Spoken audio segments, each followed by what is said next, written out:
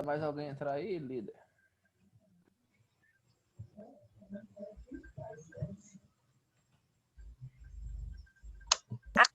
Professor Ademilson pediu para avisar que morreu um parente de um amigo de coronavírus e não vai poder assistir a aula.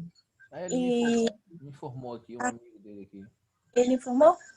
E o restante, Lorena acho que está viajando e o restante deve entrar aí. Pronto, então vamos começar a nossa aula, tá? Estão conseguindo ver alguma coisa na tela aí? Apareceu? Sim. Eu não estou vendo. Pronto. Então vamos lá. Gente, continuando aqui, tá?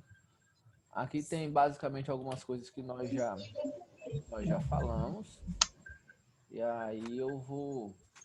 ele aqui, vou mandar mensagem aqui para falar o que ele já tinha dito já.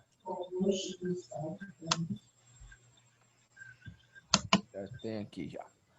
Então, vamos lá, né? Meu povo, a sala é muito grande, não tem mais pessoas para aguardar. Só tem vocês, só 4 alunos hoje. Então, né? Mas é isso aí. Bruno, Bruno tá no quarto, deitadinho ali já. Carol com um sentimento assim de quem tá abandonado na varanda de casa, tudo escuro, olhando para ninguém sabe onde. E nós vamos falar isso aqui. Gente, é o seguinte. Seguindo aqui de onde nós paramos, falei com vocês a respeito ali dos sistemas progressivos, essas coisas todas. E só reforçando o seguinte, tá? Aquilo que eu disse a vocês logo no início da aula, ó. Logo no início da nossa matéria, a gente falou justamente sobre isso aqui, que desde a antiguidade a pena sempre tinha uma característica aflitiva. E pelo amor de Deus, tá? A pena hoje não tem mais essa finalidade aflitiva. Falei com vocês, já falei com vocês, né? Qual é o sistema que o nosso ordenamento jurídico adota? Qual é o sistema? O sistema que o sistema jurídico brasileiro adota, Jamile? Você anotou? Você anotou, Carol? Bruno Roger, você anotou? Não? Mas para que vai anotar?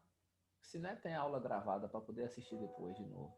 Mas o nosso ordenamento jurídico adota o sistema progressivo. Carol tá batendo boca com alguém lá, desligou o áudio e tá aqui conversa lá. O que é que acontece? Nosso ordenamento jurídico adota o sistema progressivo e aí vamos começar a aula de hoje e eu preciso falar com você, tá? Sobre as finalidades da pena. Quais são as finalidades da pena? Porque a pena tem que servir para alguma coisa, né? Quais são as finalidades da pena? Obviamente tem que servir para alguma coisa. Então veja, a finalidade da pena, ela é muito mais do que simplesmente direcionar alguém para o cárcere. A pena possui, obviamente, uma situação de que ela precisa ser retributiva, obviamente. Tá, uma galera entra aí, desliga esse áudio aí, uma galera. Vamos lá. O que é que acontece? Então, olhe lá. Quais são as teorias existentes? Duas teorias sobre a pena. Duas teorias sobre a pena. E aí você precisa saber sobre essas duas teorias. Teoria retributiva, obviamente, e a teoria da prevenção. Então, grave o seguinte, a finalidade da pena, grave, né? Porque você não vai anotar mesmo. A finalidade da pena, Roberta, para de ficar conversando com a pessoa do lado, depois não venha tirar dúvida, falar, professor, eu não estou entendendo. Tá? Então, vamos lá. O que que acontece? A finalidade da pena, ela é retributiva, é para retribuir ao indivíduo, né, aquele mal injusto que ele praticou, retribuir o indivíduo por aquele mal injusto que ele praticou e também para se ter a prevenção. Então perceba o seguinte, que o nosso código já traz essas duas teorias na parte final do artigo 59, quando ele diz que o juiz vai estabelecer a pena e a parte final diz o seguinte, o juiz estabelecerá a pena conforme seja necessário e suficiente para a reprovação e prevenção do crime. Então tome muito cuidado. Se alguém lhe perguntar quais são as duas... Colocaram... Não entendi. Quem é que tá com esse bicho ligado aí? Então, veja, se te perguntarem quais são as duas teorias, nós temos teorias absolutas, obviamente, e relativas, mas quais são essas duas teorias? As teorias estão aqui, ó. Teoria retributiva, tá aí, para você que consegue ler aí, leia aí. Teoria retributiva, a pena possui um fim socialmente útil. Se não, entenda, se a pena não tivesse esse caráter retributivo, qual era a necessidade de se aplicar a pena? Então tome muito cuidado, que a primeira finalidade é retribuir, a segunda, que é a teoria da prevenção, ela é dividida em duas: prevenção negativa e prevenção positiva. Nisso aqui, você agora precisa entender a seguinte situação. Professor, tem duas teorias, bacana. E que tipo de prevenção vai acontecer? É aquilo seguinte. Primeiro, a chamada teoria da prevenção negativa. Como eu coloquei o conceito aí para vocês. Chamada prevenção por intimidação. Veja o que é que o legislador buscou. O legislador buscou colocar o seguinte, olha, a pena... Deixa eu sentar para ler de novo.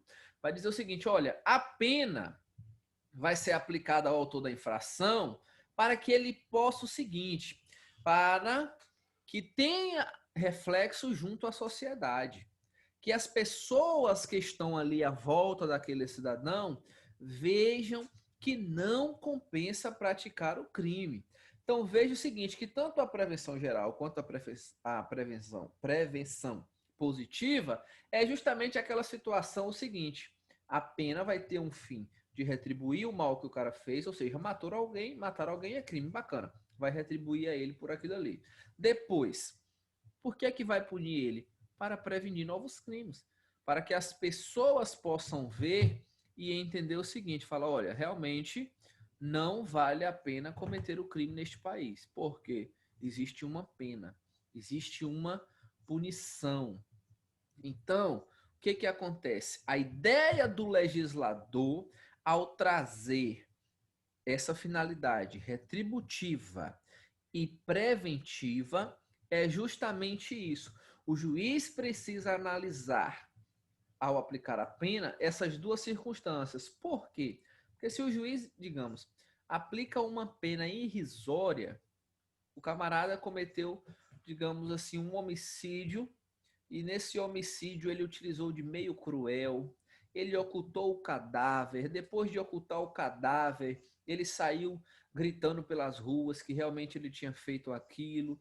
Ele faz uma coisa extremamente terrível. Após fazer isso, o juiz não pode aplicar a ele uma condenação, uma pena muito ínfima. Por quê? Senão as pessoas vão entender que aquela circunstância não é tão prejudicial, porque aquela pessoa fez uma situação tão grave e foi punida com uma quantidade de pena ínfima. Então é por isso que o juiz tem um limite mínimo e máximo de anos que ele pode aplicar a pena. Eu vou falar uma coisa para vocês. Se for para vocês assistirem a aula com essas caras de quem está em outro mundo, no Japão, em Belo Horizonte, sem entender, é difícil. Ou fala que não entendeu, pergunta, ou então depois não reclama. Certo? Então vamos seguir aí. Entraram mais duas outras pessoas aí, né? Parece na sala de vocês. Entrou o Flávio, tem uma outra pessoa. Tinha uma outra pessoa que entrou aqui, Maria alguma coisa aqui. Você tá aí, jovem? Maria alguma coisa? Ah, não, essa Maria é João Pedro, que ele entra com o nome depois que ele muda. Tá? Então, vamos continuando aqui. Vamos lá. Pronto. Qual é a teoria adotada pelo nosso código a respeito da pena? O nosso código anotou a teoria mista ou unificadora, visto que há conjugação de necessidade com a prevenção do crime e unificação das teorias absoluta e relativa. Para você não ficar perdido no tempo, pelo amor de Deus, o Código Penal adota a teoria mista ou unificadora no que se refere à pena. No que se refere ao cumprimento de pena, é outra coisa. O nosso código adotou o sistema progressivo.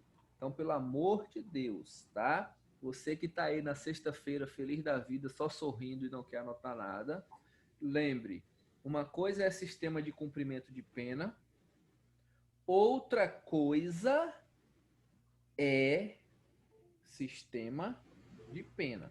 Então, teoria geral da pena, o código adotou teoria mista ou unificadora. Por quê? Porque ele trabalha com as duas, tanto com a absoluta quanto com a prevenção. Teorias de cumprimento de pena. Teoria do sistema de cumprimento. Sistema progressivo. Então, vamos lá. Avançando. Antes de nós chegarmos no sistema progressivo que nós temos hoje, nós passamos por alguns sistemas anteriores. Nós passamos, rapaz, fez calor, viu? Nós passamos por alguns outros sistemas. Quais são os sistemas que nós passamos aqui? O primeiro sistema que nós passamos pelo sistema pensilvânico. O que era o sistema pensilvânico? Anote. O sistema pensilvânico era um sistema tão cruel, que ele, na verdade, não trazia benefício nenhum para o condenado. Por que não trazia benefício para o condenado? Porque ele não tinha algumas características dos sistemas que nós temos hoje. Por exemplo, o nosso sistema hoje, né, o nosso sistema de cumprimento de pena, que é um sistema progressivo, ele sempre busca ressocializar o sujeito. Você vai observar que o nosso sistema de cumprimento de pena, por ser progressivo, ele é um sistema que busca fazer a interação entre o preso e a sua família, ou seja, ele admite visita íntima. É um sistema que ele aceita. O que ele aceita? Ele aceita que o preso saia para poder trabalhar. É um sistema que aceita que o preso tenha contato com o mundo externo. Tudo isso que é aceito hoje, o sistema pensilvânico não aceitava. O sistema pensilvânico não existia nem direito à visita, não existia o direito ao trabalho, era o chamado sistema de isolamento celular. Era aquele sistema onde o preso ficava exclusivamente sozinho em uma cela, o sigilo era total e absoluto, ele não podia conversar com ninguém, muito menos trabalhar, não existia nenhum direito assegurado a esse cidadão. Então ele recebia muitas críticas justamente por isso, porque tratava o preso como um objeto. Então veja o seguinte, a partir do momento que o preso era tratado como objeto, esse sistema chamado sistema pensilvânico passou a receber muitas críticas e por conta disso, esse sistema foi abolido, esse sistema foi finalizado. Alguém quer perguntar? Até aqui tá tranquilo? Quer tirar alguma dúvida? Sem nenhum problema? Vou falar agora ou não fala? Professor, tá me escutando? Não consigo ouvir. Quem tá falando baixo. Fala mais alto um pouquinho. Flávio, nesse sistema pensilvânico existia também a obrigatoriedade da leitura da Bíblia, não é isso? Isso. Porque, na verdade, era o seguinte. No sistema pensilvânico, incentivava a leitura da Bíblia, e, na verdade, era uma obrigação, porque acreditava-se, nesta época, que o crime era coisa do capeta. Acreditava o seguinte, olha, o cara que cometeu o crime é porque ele está sobrecarregado de demônio. É porque o mal que levou ele a fazer essas coisas. Então acreditava-se o seguinte, que colocando o cara em um isolamento sozinho, sem sofrer interferência de ninguém, fazendo só a leitura da Bíblia, a Bíblia iria recuperá-lo. Obviamente isso era extremamente fracassado. Mas respondendo objetivamente a sua pergunta, é justamente nesse sistema que a leitura da Bíblia ela era obrigatória. Tem mais alguém? Não? Já que ninguém falou nada, eu vou tomar como não. Né? Diz que quem cala, consente. Então vamos lá. Depois do sistema pensilvânico, nós passamos a encontrar um outro sistema, que também não foi muito legal, mas já tivemos esse sistema, que foi um sistema que teve origem lá nos Estados americanos, teve origem lá em Nova York, nos anos de 1818. Aqui acontece o seguinte, esse sistema, ele continuava com algumas exigências anteriores do sistema pensilvânico, só que a principal falha dele foi novamente aquela questão da dureza. Por quê? Porque o sistema alburniano, né, como ele é conhecido, ele também vedava. Ele vedava o direito à visita. O preso agora ia novamente ser obrigado ao isolamento, só que o que acontece? O isolamento agora só era o isolamento durante a noite. Só que veja que loucura. Durante o dia, o preso ficava junto com os outros, naquela espécie de banho de sol. Agora, olha que loucura, o preso ficava junto, mas não podia conversar, porque o silêncio deveria ser absoluto. Então, não poderia existir conversa entre os presos. Então, imagine que, na verdade, era um outro sistema também que não trazia benefício nenhum. Então, ele foi muito criticado. Esse sistema, inclusive, ele passou a proibir até as atividades físicas que os presos realizavam, passaram a ser proibidas. A leitura da Bíblia, ela deixa de ser obrigatória nesse sistema, mas ela passa a ser recomendada.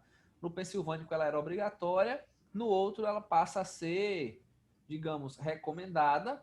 Só que a grande crítica, o grande problema do sistema alburniano é justamente esse.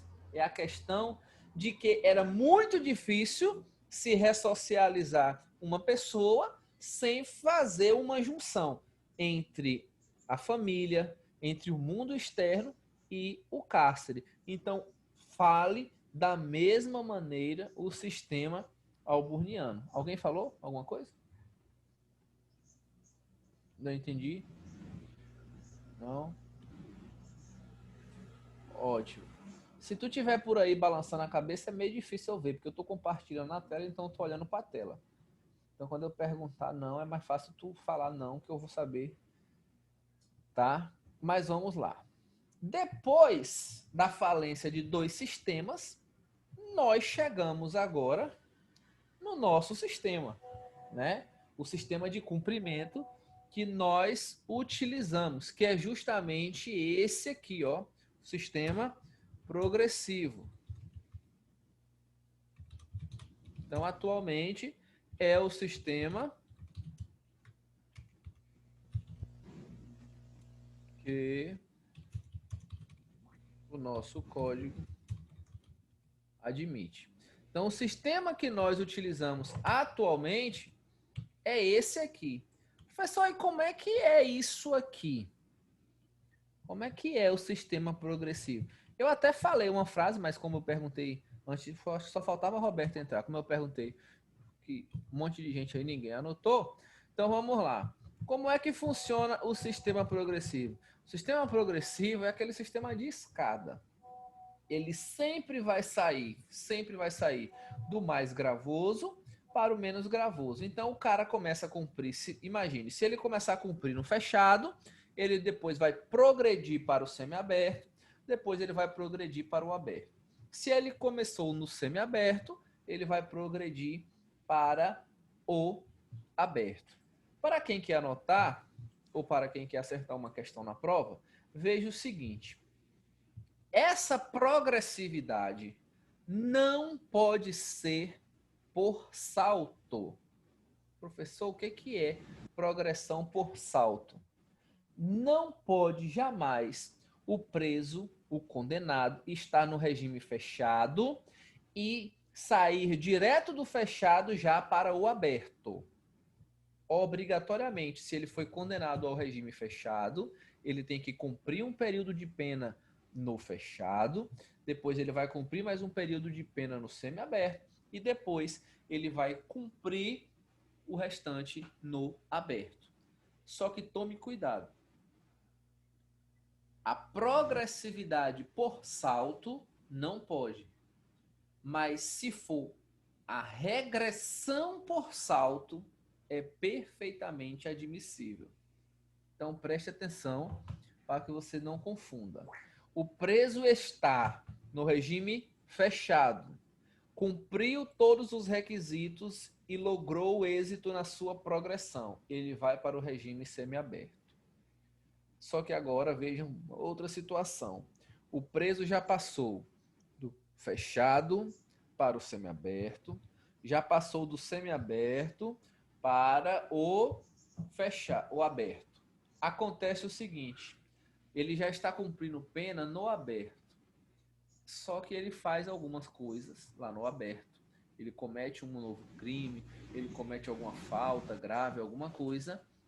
Ele pode voltar diretamente para o fechado, sem necessidade de voltar do aberto para o semiaberto e depois voltar para o fechado. Então entenda, progredir por salto não pode, mas regredir por salto é perfeitamente possível. Se não entendeu, eu vou parar. Professor, Professor quem? Quem é tu? eu. O aberto já fica fora da cadeia? Sim, Totalmente. sim. Por mod, fala. Isso é a dúvida? Não, gente, era. Ah, tá. Bacana. A regra, quando a gente for falar do regime aberto, você vai ver o seguinte. A regra, na verdade, seria, tá? E aí, eu vou respondendo o que você quer saber. O aberto fica fora da cadeia? Fica fora da cadeia. Bacana. Só que para os manuais de direito penal, você tem que entender o seguinte. No regime aberto, ele fica na casa de albergado, que é um centro, entendeu? Para essas coisas. É um local específico para isso. Mas na vida real, ele fica na casa dele mesmo. Na vida real, ele fica na casa dele. Tem mais alguém que quer fazer? Professor, o regime progressivo tem também um período de prova, não? Não consegui entender.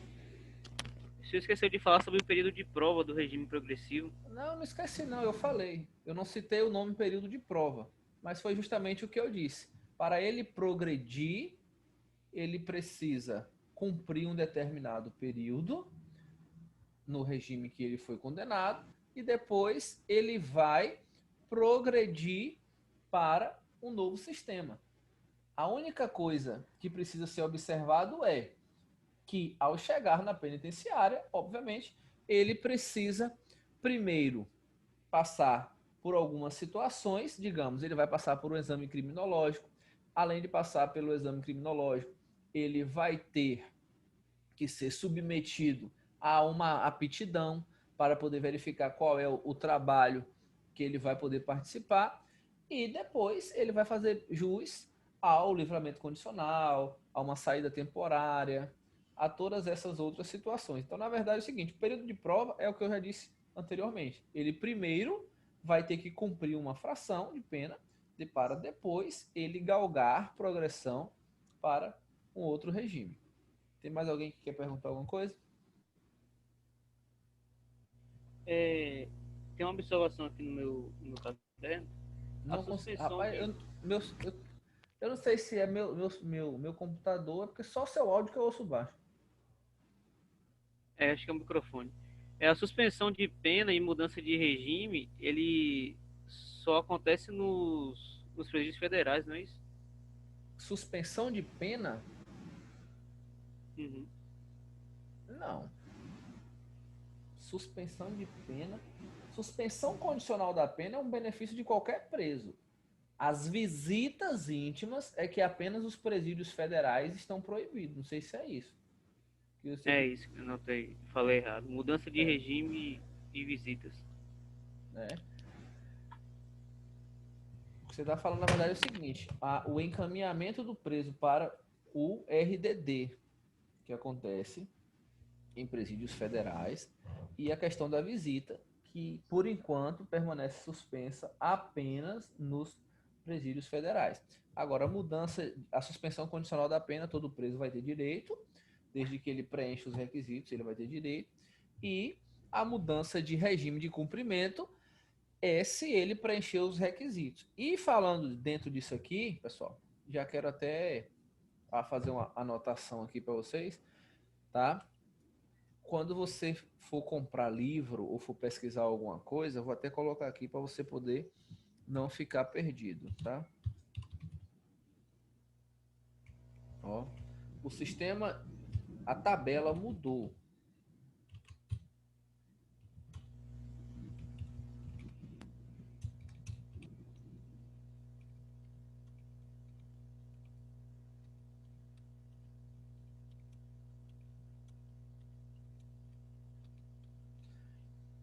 Então, tome muito cuidado com isso aqui, ó. Os valores de progressão de regime foram alterados pelo pacote anticrime. Por quê, professor? Quais são os valores que foram alterados? Antes do pacote anticrime, nós tínhamos apenas 3 situações.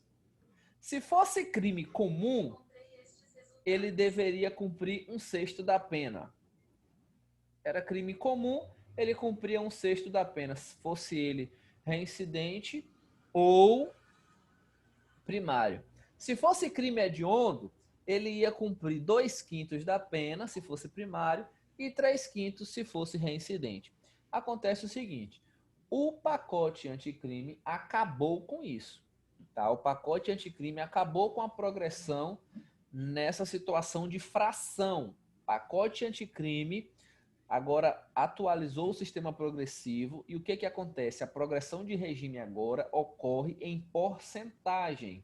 Então agora o preso, a depender da situação, ele terá que cumprir 16%, 25%, 40%, 50%, 70% da pena.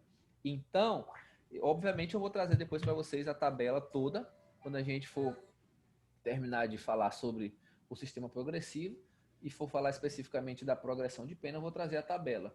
Mas de início, você já precisa entender isso, que houve uma alteração nessa tabela de progressão e não existe mais progressão, por fração. Nós agora temos progressão em percentual. Pessoal, isso pode fazer uma diferença, porque se você pegar um livro desatualizado, você vai achar lá várias situações de fração. E, na verdade, nós não temos mais fração, mas agora temos o percentual. Então, vamos lá. Alguém quer falar? Quer chorar, perguntar, pedir para poder tomar água antes da chamada? Vai no banheiro fazer alguma coisa? Então, vamos lá, seguindo aqui com a nossa situação. Quais são as espécies de pena que nós temos? Quais são as espécies de pena? Nós temos penas privativas de liberdade, penas restritivas de direito e multa. E aqui eu estou falando de multa enquanto pena, tá? Não estou falando de multa enquanto prestação pecuniária, porque prestação pecuniária é uma espécie de pena restritiva de direito. Pessoal, você agora vai entender o seguinte: nós temos penas privativas de liberdade. Quais são as penas privativas de liberdade que nós temos? Quem quer? Está por dentro já? Quais são as penas privativas de liberdade que nós temos? Nós temos aqui penas de detenção e reclusão. Quais são as penas restritivas de direito que nós temos? Não vou colocar todas aqui, mas a grande maioria. Nós temos penas prestação de serviços à comunidade. Nós temos interdição temporária de direitos. Nós temos prestação comunitária. dentre outras que estão estabelecidas em leis especiais. Mas as principais, prestação de serviço à comunidade, temos uma outra muito comum também, limitação de fim de semana. Então, o que é que acontece, gente? Essas penas são as chamadas penas restritivas. Valendo lembrar o seguinte, ó, tome muito cuidado. Nem todas as penas restritivas de direito, nem todas as PRDs estão estabelecidas no Código Penal. Logo, o rol do artigo 44 é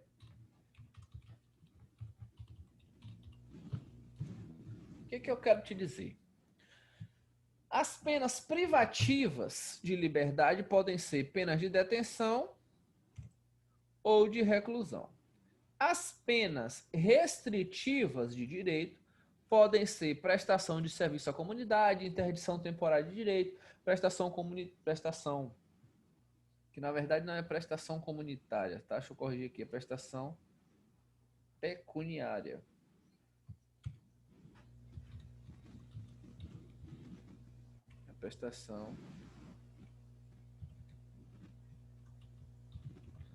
Prestação pecuniária, limitação de fim de semana.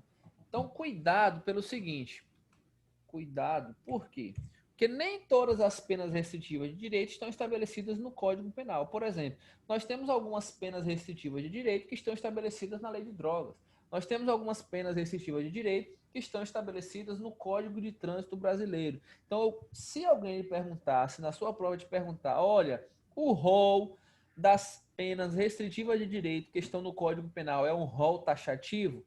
Não, é um rol exemplificativo. Por que é um rol exemplificativo? Porque existem outras penas restritivas de direito, além daquelas que estão estabelecidas no Código Penal. Então, continuando aqui. Além das penas restritivas, nós temos também a pena de multa. Pena de multa, se você abrir o seu artigo, por exemplo, abrir o artigo 155, vai ter lá pena detenção de 1 a 4 anos e multa. Nessa situação, você vai precisar compreender o seguinte, que a pena de multa é paga no sistema dias multa. É paga no sistema dias multa. Cuidado com isso aqui. Sistema dias multa vai fixar o valor em dias, só que na verdade o agente não cumpre os dias. Ele pagará um determinado valor. Então imagine você que o sujeito vai ser condenado dessa forma aqui, ó. 5 anos de reclusão e 100 dias multa. Preste atenção. Ele foi condenado, por exemplo, a 5 anos de reclusão e 100 dias multa. Se ele foi condenado a 5 anos de reclusão e 100 dias multa, esses 100 dias multas aqui, esses 100 dias multa é um valor que ele vai pagar em dinheiro. O que ele vai cumprir de pena privativa é esse aqui, ó, 5 anos. Tá? Inclusive, depois nós vamos falar sobre a execução disso, quando for falar da execução, também foi alterado pelo pacote anticrime. O que você não pode, que algumas pessoas confundem, é o seguinte, é pegar esses 100 dias, transformar em meses e somar aqui. Por exemplo, 5 anos de reclusão e 100 dias multa. 100 dias equivale a praticamente 3 meses, então ele vai ter que cumprir 5 anos e 3 meses. Não tem nada a ver isso aí.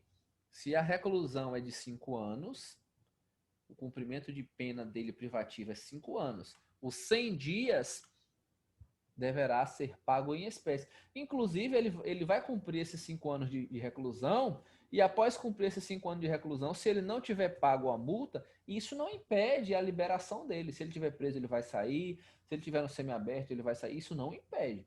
Tá? Por quê? Porque isso tem que ser, obviamente, pago em valor. Esses 100 dias multa aqui não segura ele na prisão. Ah, professor, ele já cumpriu 5 anos de reclusão e não pagou a multa, vai ficar preso? Não, porque isso aqui não se soma ao período de pena privativa. Isso aqui se executa na forma financeira. Então nós vamos parar aqui. Quem quiser fazer uma pergunta, nós temos aqui 3 minutos ainda. Professor, caso ele não paga, por exemplo, esses 100 dias multa, pode ocorrer a negativação do CPF dele? Se ele não pagar, se pode ocorrer a negativação do CPF? CPF? Isso. Rapaz, acontece o seguinte, o pacote anticrime trouxe uma nova alteração a respeito disso aí. O pacote anticrime agora disse o seguinte, que a execução da pena de multa vai ocorrer, quando a gente for falar especificamente da multa, você pode anotar isso, mas é só respondendo a sua pergunta. O pacote anticrime diz o seguinte, que a execução da pena de multa agora vai ocorrer diretamente na vara de execuções penais e uma das hipóteses, na verdade, não é a negativação do CPF. Uma das hipóteses é a inclusão do nome dele no CADIM, que é o cadastro da dívida ativa. Mas hoje o CPF dele não fica mais negativado. Ele não vai ficar com o CPF negativado por isso. Mas ele vai ficar com um cadastro na dívida ativa. É uma dívida que vai ser cobrada na vara civil, ou melhor, na vara de execuções penais, mas sobre as normas da execução civil. Então, se ele tiver algum bem, pode ser penhorado valores em conta dele, se ele tiver algum imóvel, tudo isso pode acontecer, vai se executar um valor. Agora, hoje não se faz essa questão da negativação do CPF. Mais alguém quer fazer uma pergunta? Então, tá, já que ninguém tem mais nada para falar, faltam aqui 1 minuto e 29. Nós tivemos a presença aqui de João, Flávio, Ana Carolina, Roberta, Bruno Roger e Jamília. Pronto, fiz registrado aqui, depois o pessoal lança para a caderneta, tá? Então, uma boa noite para vocês aí. Roberto, quer perguntar alguma coisa? Tá coçando a orelha aí, tirando a cera que tá no ouvido aí, mas tá tudo legal, né? Então, bom final de semana aí para todos vocês aí.